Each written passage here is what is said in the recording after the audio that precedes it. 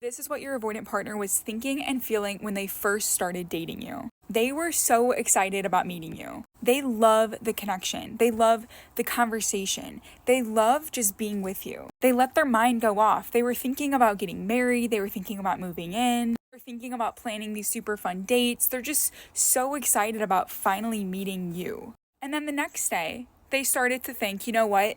Things are moving kind of fast. To comfort themselves, they start to think about different escape routes. Okay, how can I get out of this relationship? How can I leave you without hurting you? Do I even have an escape route? Am I already in too deep? Do I not have an opportunity to leave? Avoidantly attached people can feel like they are suffocating in a relationship that they built up. You can argue that the avoidantly attached person was the one that pursued you. They were the ones that were pushing the relationship forward faster than maybe your past relationships. If you woke up one day and thought like, wow, this relationship is really moving fast. I already got the keys to their apartment. We're already sleeping together like every single day. Like, wow, this is moving really, really fast. But to you on the other side, you're like, well, if they're wanting this and I'm also enjoying it, then maybe this is what love is. Like maybe this is what it's supposed to be like. So you let it happen. You follow their lead. But from the avoidantly attached person's perspective,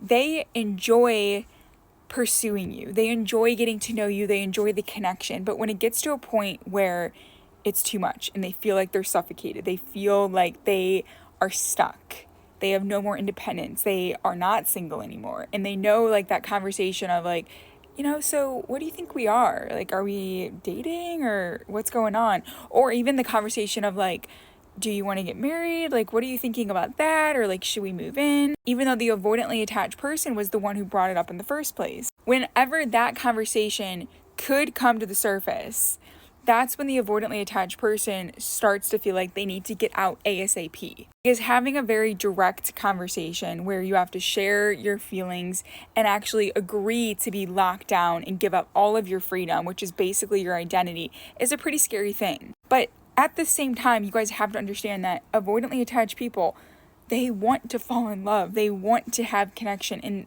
they like you. They like spending time with you. But when things start to feel like they're too serious, like the commitment is too strong and they can't really leave, that's when they feel stuck. I always give this analogy, but I'll give it again so you guys can understand this. Imagine you hate watching scary movies, but your partner loves them. So they're like, hey, want to watch this horror movie with me? And you're like, well, I don't love horror movies, but I love spending time with you. So I guess, sure. So you're watching the movie like in between your fingers because you don't want to be fully with the movie, but you still want to be there with your partner and kind of like know what's going on. But you're not trying to scare yourself. Like it's not something you would just do on your own, like voluntarily watch a scary movie and like freak yourself out. That does not sound like fun. But because you're with your partner, you do it for them. But that's the thing. If they always want to watch these scary movies, it becomes so uncomfortable just being with them because you know you're going to have to watch another scary movie and it's not fun. So you start to say, listen, I can't hang out this Friday and watch a scary movie.